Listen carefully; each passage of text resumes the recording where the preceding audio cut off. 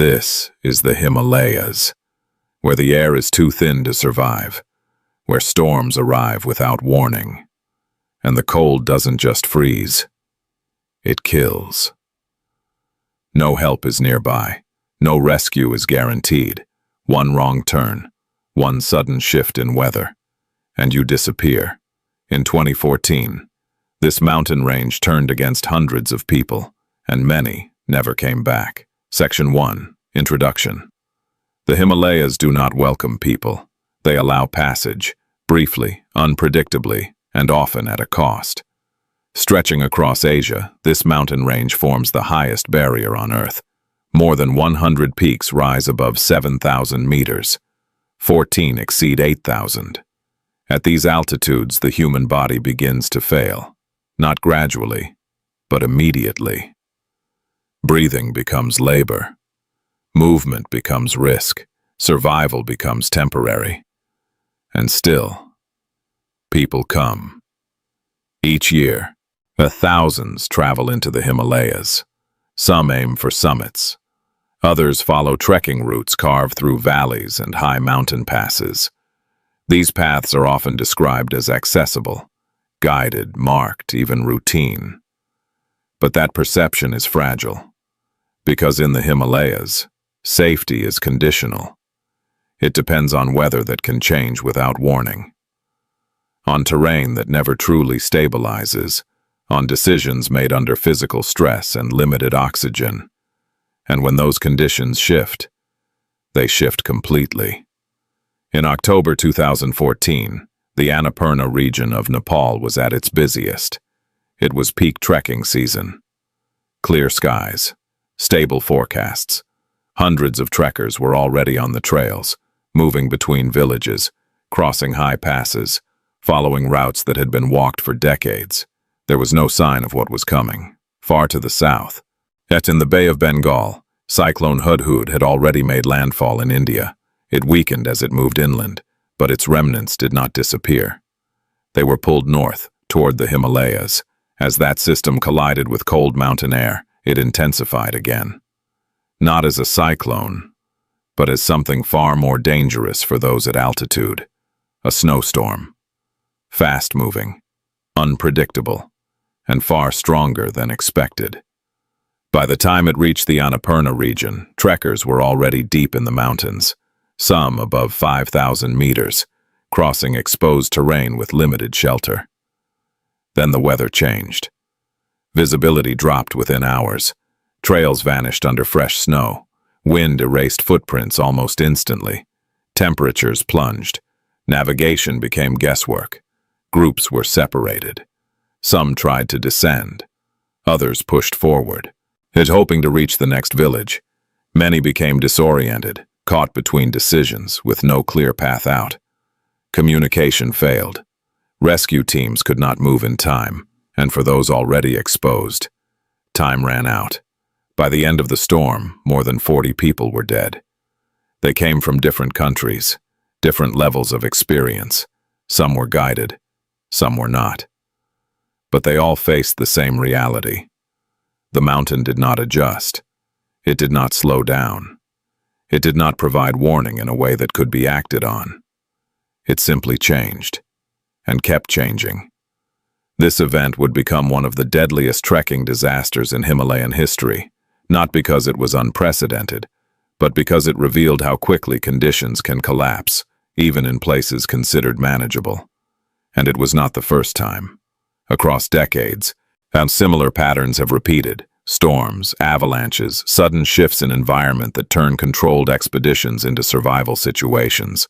From Everest to Annapurna, from base camps to high passes, the outcome remains consistent.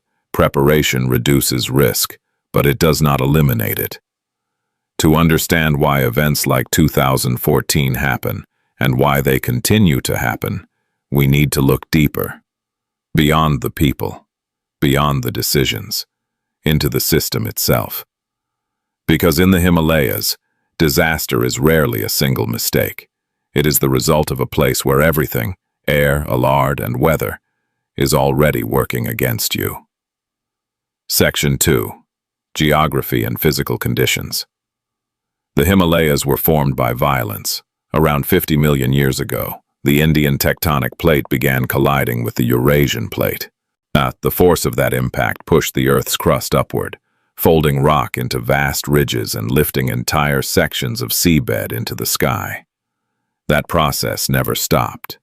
Even today, the Himalayas continue to rip. This is not a stable mountain range. It is an active geological system, constantly shifting, constantly under pressure. The result is the highest terrain on Earth. Mount Everest stands at 8,848 meters, but it is only one peak among many. Across the range, elevation climbs rapidly from low valleys to extreme altitude zones in a matter of kilometers. There is no gradual transition. The change is immediate and unforgiving. As altitude increases, oxygen decreases. At sea level, the air contains about 21% oxygen. But as elevation rises, air pressure drops. Each breath delivers less usable oxygen to the body. By the time a person reaches 5,500 meters, they are operating on roughly half the oxygen they would normally receive. The body begins to fail. Headaches, dizziness, loss of coordination, and in severe cases, fluid builds in the lungs or brain. Conditions known as HAPE and HACE. Both can kill within hours if untreated. Above 8,000 meters lies what climbers call the death zone. Here, survival becomes temporary. The human body cannot adapt. It begins to break down, cell by cell. Even resting becomes dangerous. Decisions slow, mistakes increase. But the danger is not only in the air, it is in the ground beneath every step. Much of the Himalayas is covered in glaciers, massive bodies of compressed ice that move slowly downhill. They are not solid terrain. They crack, split, and shift continuously. Hidden beneath thin layers of snow are crevasses, deep fractures that can drop tens or even hundreds of meters. One misstep is enough. Entire expeditions have been lost to these unseen gaps. Then there are icefalls, sections of glacier that descend steeply, breaking into unstable towers of ice. These structures are in constant motion. They collapse without warning. Blocks the size of buildings can fall in seconds. Above them, steep rock faces and narrow ridgelines define the higher routes. These ridges can be barely wide enough for a single step. On either side, drops extend thousands of meters. There is no margin for error. Balance is everything. And yet, even perfect footing is not enough. Because the terrain is only part of the isolation. The Himalayas are remote.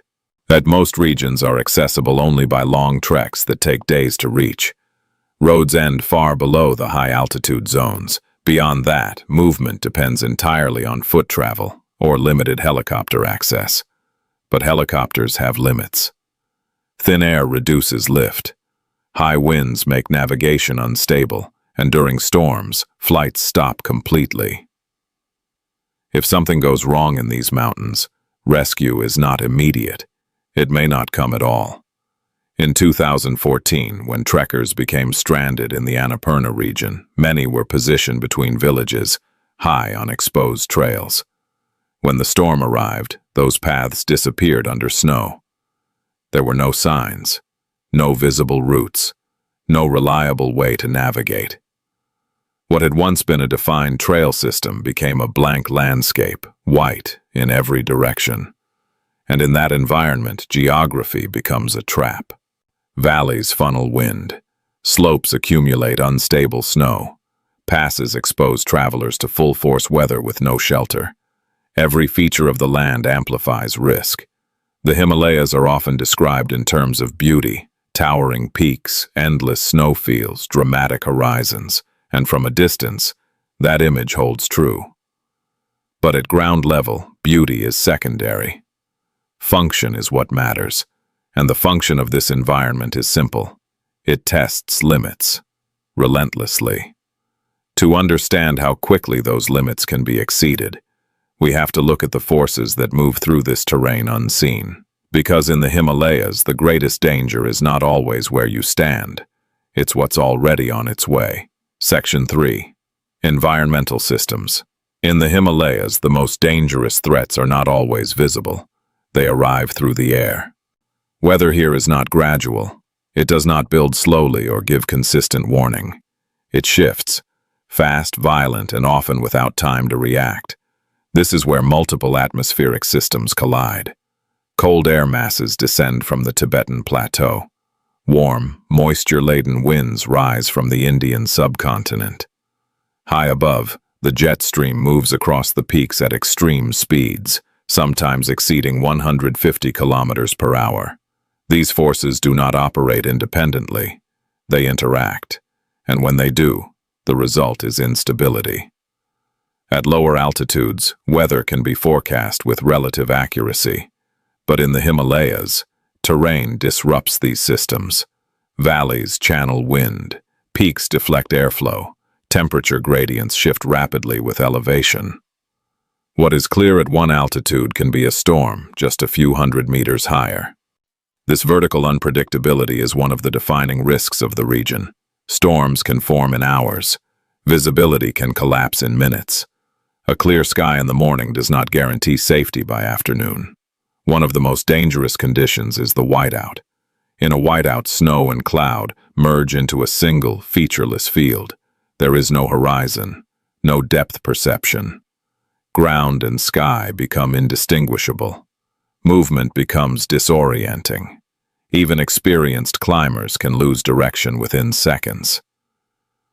In these conditions, a simple path becomes impossible to follow. Markers vanish, footprints disappear, landmarks are erased, and without visual reference, navigation breaks down completely. Temperature is another critical factor. At high altitude, temperatures can drop below -20 degrees Celsius, even in trekking seasons. But during storms, wind chill can push perceived temperatures far lower. Exposure becomes lethal, not over days but within hours. Frostbite sets in quickly. Extremities lose function. The body begins to shut down to preserve core temperature. And all of this is happening while oxygen levels are already reduced. But perhaps the most destructive force in the Himalayas is the avalanche. Avalanches are not random. They are triggered by specific conditions: snow accumulation, slope angle, temperature variation, and disturbance. Fresh snowfall adds weight to existing layers. If those layers are unstable, the entire mass can collapse. It moves with speed and force, up to 300 kilometers per hour. Anything in its path is buried. Survival depends on immediate rescue within minutes. After that, oxygen runs out beneath the snow. In 2015, an avalanche triggered by an earthquake would destroy Everest Base Camp in seconds. In 2014, heavy snowfall during the storm increased avalanche risk across the Annapurna region, further complicating rescue efforts and escape routes. But not all dangers are sudden. Some are systemic. Seasonal weather patterns play a major role in how people interact with the Himalayas. There are two main trekking windows: pre-monsoon, spring, and post-monsoon, autumn. These periods are considered safer due to relatively stable weather. Clear skies, manageable temperatures, predictable conditions. But safer does not mean safe. The 2014 disaster occurred during the post-monsoon season, when conditions were expected to be stable. What made that event particularly deadly was the influence of a distant system. Cyclone Hudhud. Cyclones rarely reach the Himalayas directly, but their remnants can travel inland, carrying moisture and energy. When that system reached the mountains, it interacted with cold air at altitude. The result was not a weakening storm, but a transformation. Moisture turned to snow. Wind intensified. Temperature dropped rapidly. And because this type of interaction is less common, it was underestimated. Forecasting models did not fully capture the severity of what would happen at high altitude. Trekkers were already on the trails when the system intensified. There was no coordinated evacuation, No large-scale warning system in place that could reach everyone in time. By the time conditions deteriorated, the environment had already shifted beyond control. This is the reality of Himalayan weather. It is not just extreme. And it is interconnected. Local conditions depend on distant systems, oceans, plains, atmospheric currents, all feeding into a landscape that amplifies their effects. And when those systems align in the wrong way, the result is not just bad weather. It is a survival event. To understand how people first began entering this environment and how they learned its dangers, we have to go back to the beginning. Because long before modern trekking routes and forecasts, there were only explorers, and many of them did not return. Section 4. Historical discovery/early exploration. Before maps, before routes, before forecasts, the Himalayas were unknown. For centuries, these mountains stood as a barrier, vast, unmeasured, and largely inaccessible to the outside world. Local populations lived within the lower valleys, adapting to the terrain over generations. But beyond those regions, the higher elevations remained unexplored. It wasn't until the 19th century that systematic attempts to understand the Himalayas began. The British Empire, expanding across the Indian subcontinent, initiated what became known as the Great Trigonometrical Survey. Its goal was ambitious: to measure and map the entire region, including the highest mountains on Earth. Surveyors worked under extreme conditions. They carried heavy instruments across rough terrain, often at high altitude, with limited support. Many operated in secrecy, using disguised local explorers, known as pundits, to enter restricted areas like Tibet. Measurements were taken step by step, distances counted manually, altitudes calculated through triangulation. And it was during this period that the peak known as Mount Everest was identified and measured, initially labeled simply as Peak 15. But mapping the mountains was only the beginning. Soon, attention shifted from measuring to climbing. In the early 20th century, expeditions began attempting to reach the summits of the highest peaks. These were not guided treks. There were no established routes, no fixed ropes, no reliable weather forecasts. Only trial and error. And often, failure. One of the earliest Everest expeditions took place in 1921, led by British climbers attempting to find a viable route to the summit. They faced unknown terrain, extreme altitude, and rapidly changing weather. The expedition did not reach the summit, but it revealed the scale of the challenge. In 1922, a second attempt was made. This time, climbers pushed higher than ever before. But during the ascent, an avalanche struck a group of porters. 7 were killed instantly. It was one of the first recorded mass fatalities on Everest. The mountain had made its position clear.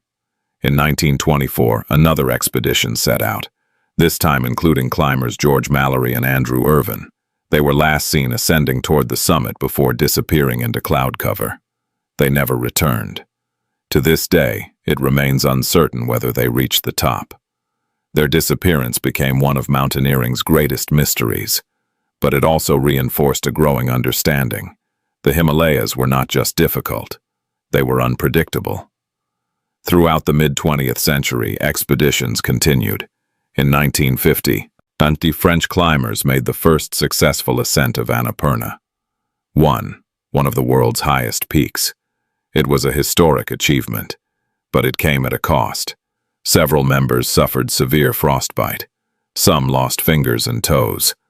The mountain had been climbed, but not without consequence. 3 years later, in 1953, Mount Everest was summited for the first time by Sir Edmund Hillary and Tenzing Norgay. It marked a turning point. What had once been considered unreachable was now proven possible. But possible did not mean safe. As climbing technology improved, better equipment, improved clothing, supplemental oxygen, more expeditions followed. Routes were established. Camps were fixed. Knowledge increased. But so did exposure. More people meant more risk. And despite advances, the fundamental conditions remained unchanged. Thin air, unstable terrain, unpredictable weather. Many early climbers learned these realities through direct experience. Some survived. Many did not. What emerged over time was not mastery, but awareness, an understanding that the Himalayas could be approached, but never controlled. By the late 20th century, trekking and climbing had become more accessible. Commercial expeditions began guiding clients to high altitudes. Routes like the Annapurna circuit attracted thousands each year. The mountains were no longer isolated, but the environment had not changed. The same forces that challenged early explorers were still present, waiting, unchanged, beneath the surface of modern systems. And when those forces align, experience alone is not enough. The disasters that followed would prove this again and again.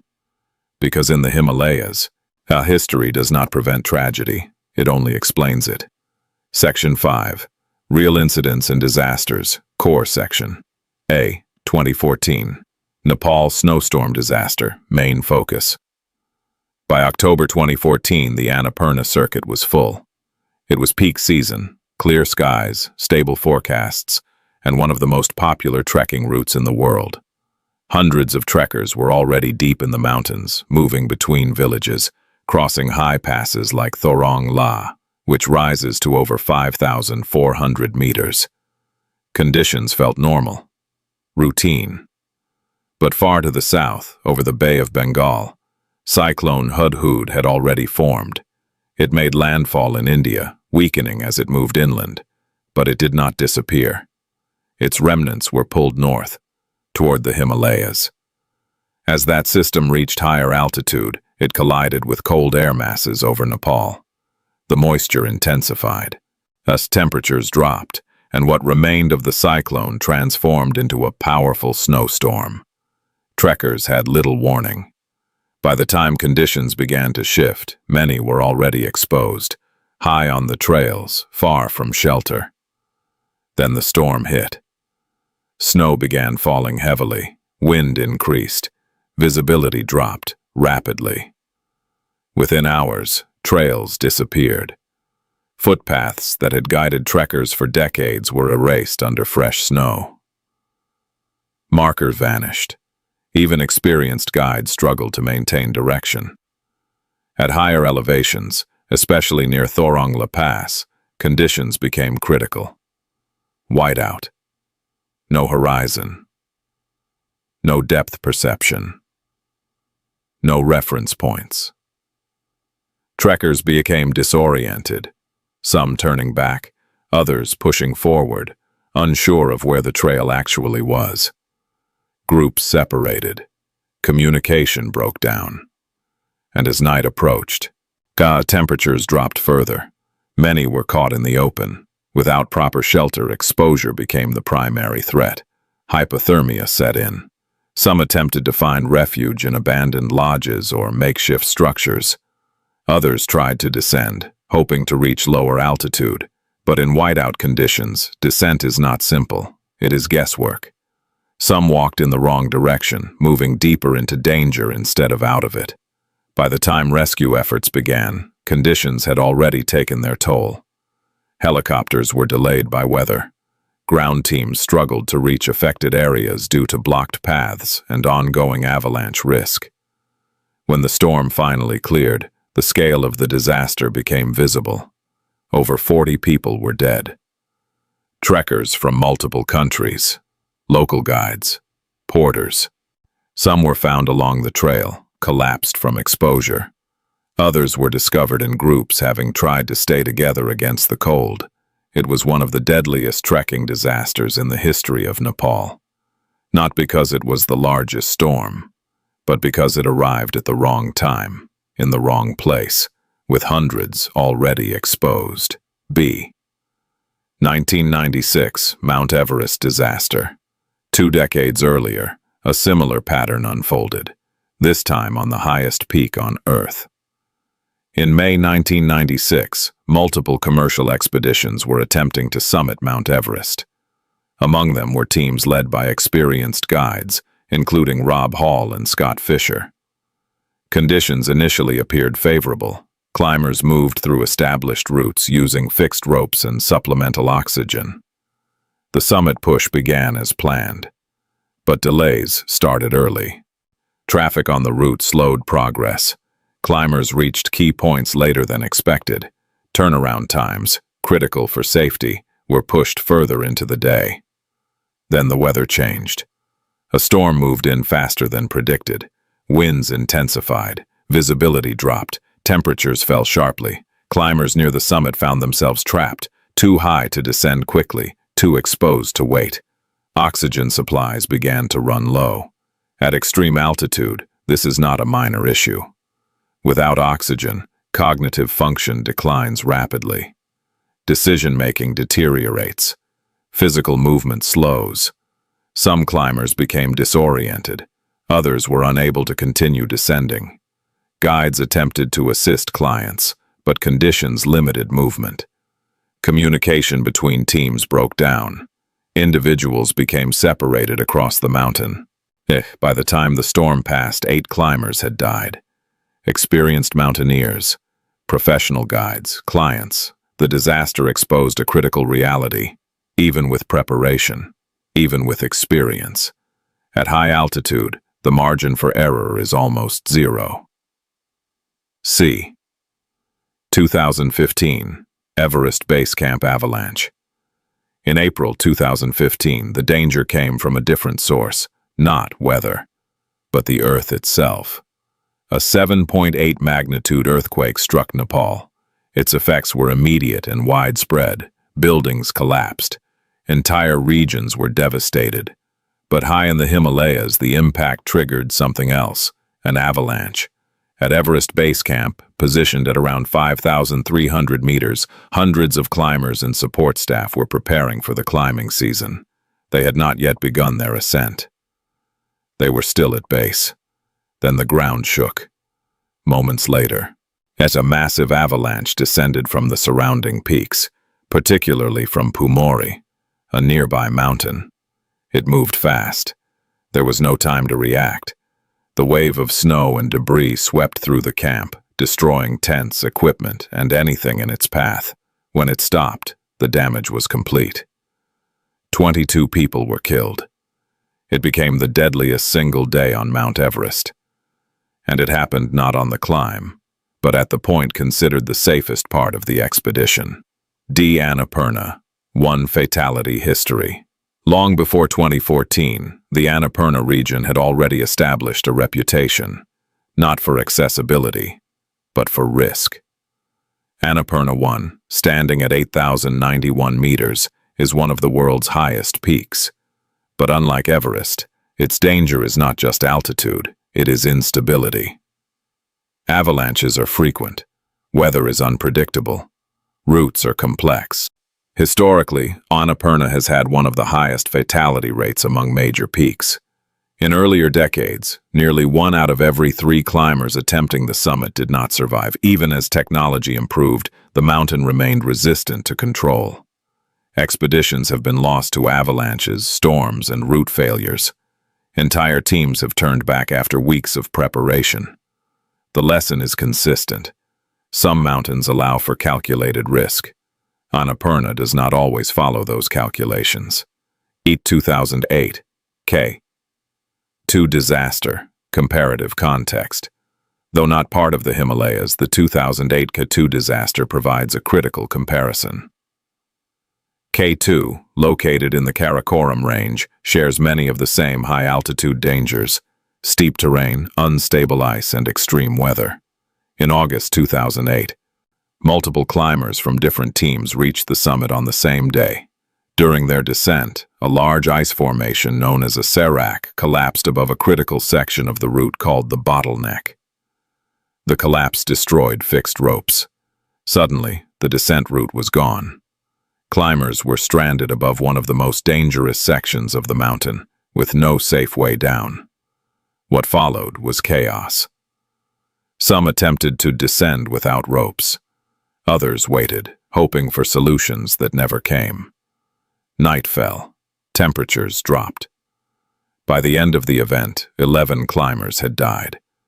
The cause was not a single mistake. It was a chain reaction, triggered by one environmental failure. A reminder that in extreme environments, systems are fragile, and when one part collapses, everything else can follow.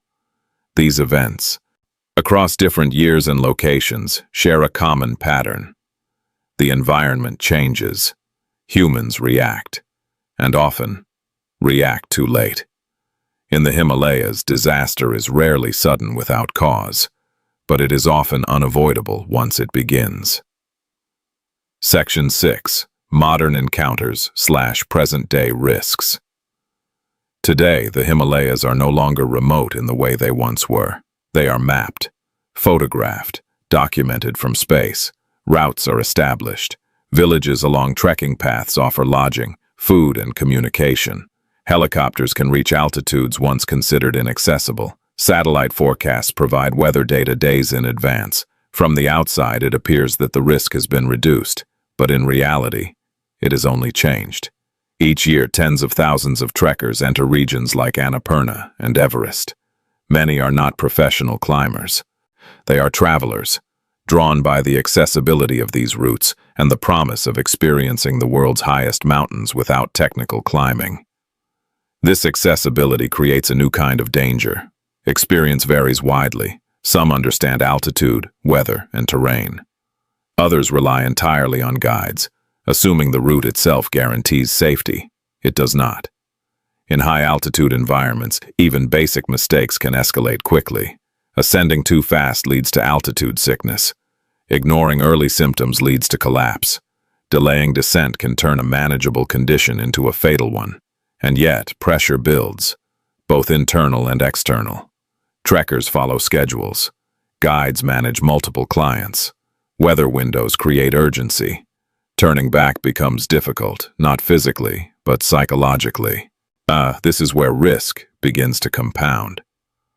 Overcrowding adds another layer.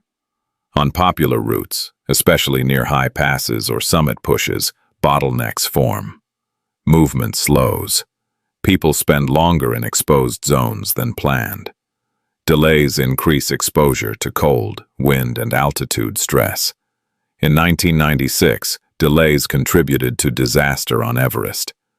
Today, similar patterns still exist. But modern risk is not only human, it is environmental. Climate change is altering the Himalayas in measurable ways. Glaciers are retreating, ice is thinning. Permafrost is destabilizing. What was once solid becomes unstable. Crevasses open in new places. Rockfalls increase as ice that once held slopes together melts away. Avalanche patterns shift, becoming harder to predict. In some regions, glacial lakes are expanding, held in place by fragile natural dams. When these fail, they release sudden floods downstream, known as glacial lake outburst floods, GLOFs. These are not distant threats. They are ongoing. At the same time, weather patterns are becoming less predictable. Storms influenced by distant systems, like cyclones, are interacting with the mountains in ways that are not fully understood. The 2014 disaster is one example. It was not just a storm. It was a system crossing environments, and those interactions are becoming more complex. Technology helps, but it has limits. Helicopter rescues have increased survival rates in some cases. Injured or sick trekkers can be evacuated quickly, if weather allows. But helicopters cannot fly in heavy storms. They cannot operate safely in all high-altitude zones, and they cannot reach everyone at once. Communication has improved with satellite phones and GPS devices, but not all trekkers carry them. And even when they do, response time depends on location, conditions, and available resources. In critical moments, delay is everything. The reality is this: modern systems reduce some risks, but they do not remove the environment. The Himalayas remain what they have always been: high, unstable, unforgiving. And perhaps the most dangerous misconception today is the belief that these mountains are now manageable. Because when people believe risk is controlled, they take more of it. They move faster, climb higher, push further into exposure. And when conditions change, as they always do, the consequences remain the same as they were a century ago. Immediate, severe, and often irreversible. Section 7. Final conclusion. The Himalayas do not remember. They do not record names. They do not mark where people fell. They do not distinguish between experience and inexperience. They remain exactly as they are. High above the valleys, where air thins and weather moves without restraint, the same forces continue to operate, unchanged by time, untouched by human intent. Storms still form. Ice still shifts. Snow still collapses under its own weight. And every year, people return. Some come prepared. Others rely on systems, routes, forecasts, guides. All of them enter the same environment, an environment that does not adapt. The 2014 Annapurna disaster was not an anomaly. It was a convergence, a weather system crossing from ocean to mountain, a peak season placing hundreds in exposed terrain. But a landscape that offered no protection once conditions shifted. Everything aligned, and when it did, the outcome followed a pattern seen throughout Himalayan history. Speed of change, outpacing human response. From early expeditions to modern trekking routes, the lesson has remained consistent, but often unlearned. Preparation matters. Experience matters. But neither guarantees survival. Because in the Himalayas, control is limited. Decisions are made with incomplete information, conditions evolve faster than forecasts, and the margin for error is measured in minutes. The mountain does not negotiate, it does not delay. It does not adjust for those who are unready, it simply continues. For those who survive, the experience leaves a lasting clarity, an understanding of scale, of vulnerability, sketch of how thin the line is between movement and stillness in extreme environments. For those who do not, there is no narrative, only absence. And yet, the draw remains. The height, the isolation, the idea of standing in a place where few have stood. It continues to bring people back, not because the risks are unknown, but because they are accepted or underestimated. In the end, the Himalayas are not defined by the people who enter them. They are defined by what they are: a system of immense scale, constant motion, and complete indifference. And in that indifference lies their true power.